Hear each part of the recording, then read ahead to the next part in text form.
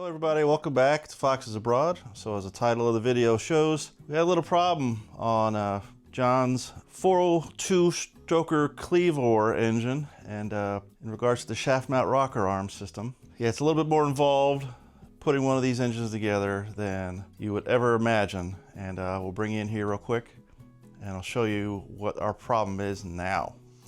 Alrighty, so this is the culprit here, and one of the last things as far as the long block is concerned is the shaft mounted rocker arm system. So a few months ago now, we measured for the push rods. I mean, there's a lot of instructions that it comes with on how to set up things. I mean, you've got to put shims underneath these big steel supports and things like that. Get all the geometry right here, and then you measure for your push rod. So we've ordered what we thought was the right thing. Here we go. We got some awesome Smith Brothers custom push rods. They're not really custom, but they had them in the length that we want. These are 8.950. Thing to note about shaft mounted push rods is they have a funnier shape on the end. You know, you can see the relief cut here on the side compared to, let's compare two side by side here. So this is the end for the rocker, and this is the one that goes into the lifter. So, and that allows the rocker to get a bit more articulation before you would have any physical contact with the push rod. Because here's a traditional 351 Windsor push rod. Here's the big mamma jamma we got here. We got 3/8 inch push rod. There's thick wall, 0.120 inch thick walls on this one. But it's even a heck of a lot longer than a Windsor push rod, being 9.5 deck, even though this is a 9.2 deck. So it's just the difference of the Cleveland style heads. So we get nice shiny new said push rod. Let me snap you forward here a second.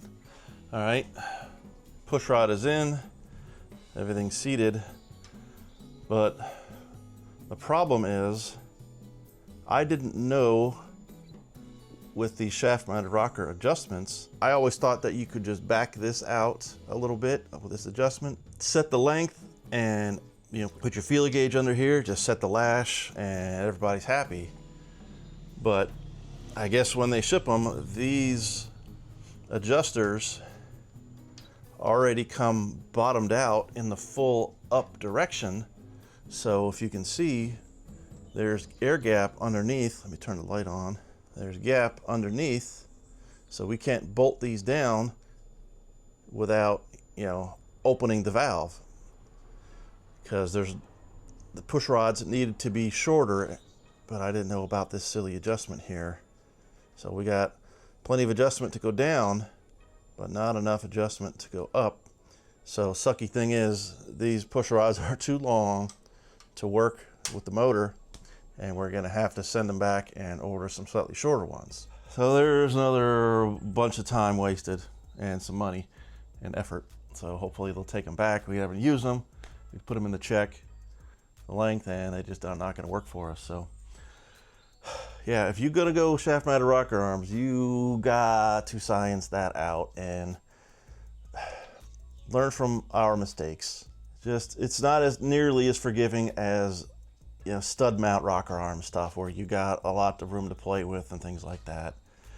So I would say that once we get the correct length push rods, this is all the margin for error and valve lash that you have is one and about a half a turn on the adjustments before you're maxed out, because you're not allowed to, according to the instructions here, there's a note that says rocker arm should never be operated with the adjuster screw more than one turn up or down from the initial adjuster position. Doing so will cut off the flow of oil to the rocker arm. So inside here is the oil passage that goes up to a relief cut in the threads for this adjuster.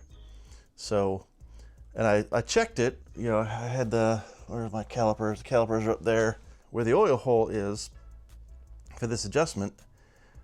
When it's bottomed out, there will still be oil flow there. And you have approximately 1.5 turns. So this is like that, and you can see that the adjuster is flush on the top, so you get maximum tightenage, and after this point, the oil flow holes passage starts getting choked off to oil the trunnions and the rocker tip. So 1.5 turns is about all you have to work with. And we gotta get some shorter push rods. So Pete has a 3D printer, and what he did, he's got to go down and pick it up, but he printed or 3D printed out a push rod the length that we think it's going to be. So we're going to pick that up, install it, triple check, make sure it's going to work before we order again push rods. They got to get shipped in from overseas, and we'll be able to get this thing going.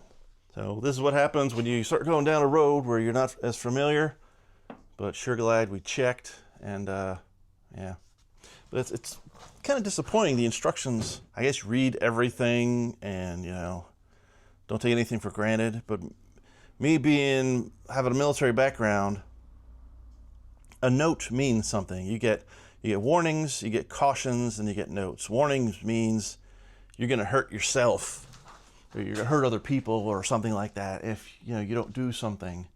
A caution is you're going to hurt equipment or parts or something if you don't do said instructions. Notes are just, yeah, it's nice to know, but nothing's really going to be damaged or anything. So in my mind, something like this should be a caution saying you're going to damage your engines or your rockers or something if you don't have the adjustments for your shaft mounted rockers, lash or whatever, within a certain parameter. But that's just me nitpicking just because I can, trying to put blame on something else other than myself. So all right, so on hold. I don't know if I kind of showed you off in the corner in the past, but here is another 302 block. If you notice, the crate is gone. I show a picture here. Our Project 302 was sold and been shipped. It's at the new owners now. And we have a new small block project kicking off here. This is going to be a 347 build. So from scratch, 347 build, looking forward to it. Gonna have a lot of nice parts. It's not gonna be super crazy, but it's gonna be a great street engine. And the owner has already ordered the stroker kit from FordStrokers.com. It's gonna be a cast scat rotating assembly, Mahle power pack pistons. Should be a 16cc dish, so even with some 58cc head, should be right at 10-to-1 compression. Probably I want to talk them into a roller cam, and yeah, we'll show this one going together soon. Yeah, this is just waiting, taking it outside to clean it, but Pete has my engine brushes, so until I get those back from him, I don't really want to go and start using oven cleaner and cleaning all this stuff up and getting all the carbon off. I mean, I already went around it with a die grinder, smoothing a lot of the edges, getting rid of some of the nubs and rough spots. And it'll be a while till we get the kit, and then once we get the kit, then we can clearance the block. We'll take it to the machine shop and get it back and just build ourselves a nice little short block here for the moment. All right, in order to make room in the garage, the 408 is on the stand, getting ready to get the last little bit of parts before we can get it running. Valve covers are on order. He wanted a whole new front pulley setup, so that has been ordered and it's on the way. All I got to do is make a fuel line, and once those parts get here, hook up the exhausts, and we're ready to rock and roll, get this thing running. And I got no worries about this, but it's gonna start happening here soon. Ranger project, we got 4 brand new tires. I mean, it's kind of neat. You look at the dot date on them, they're February of 25, so these tires are only like 2 months old. So they're for the Ranger project. Center caps are cleaned up. Truck's outside. Still doing a little bit of work on that to get it cleaned up, but the wheels are getting completely refurbished at the moment, and I'm getting ready to go pick them up next week, and it'll look really, really nice going back on that truck since the rest of the truck is so clean. I just want it to be a kind of a really neat original truck to drive around over here in England. And here's the last little bit of things, and I'll bring in, take a look at this. So here are the valve covers for the notch project with all the studs welded onto them. So I'm making a completely other video, start to finish, on how to put coil on plug hardware, everything to get it running on my car here. So that'll be a little while in the making, but for now, this is the hard part. And you know, I welded all these bosses for the coil packs on.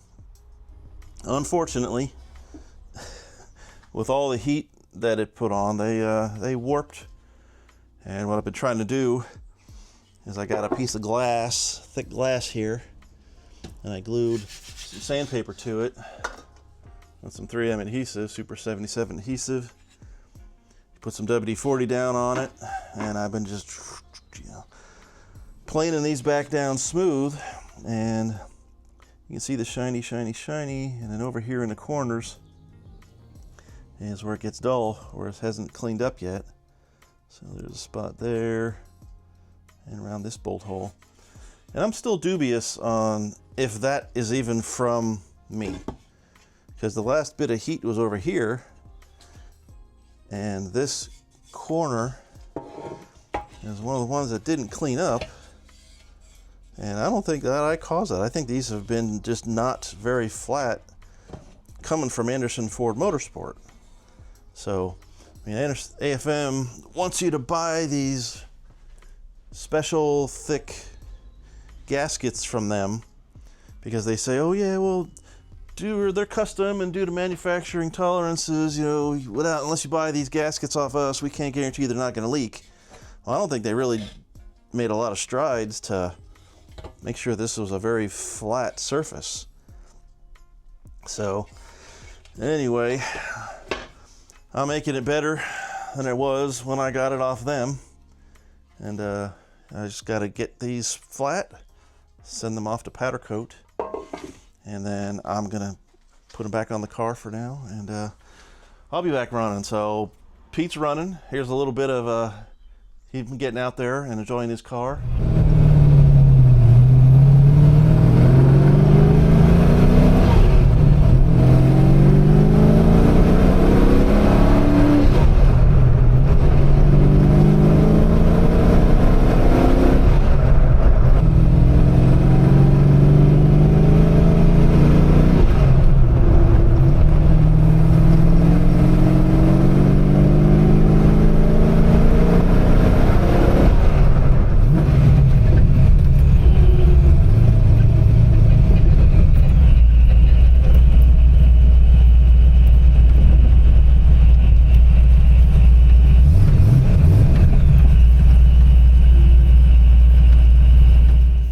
John's car's running. He's got one mod we're going to do before we go back to the track.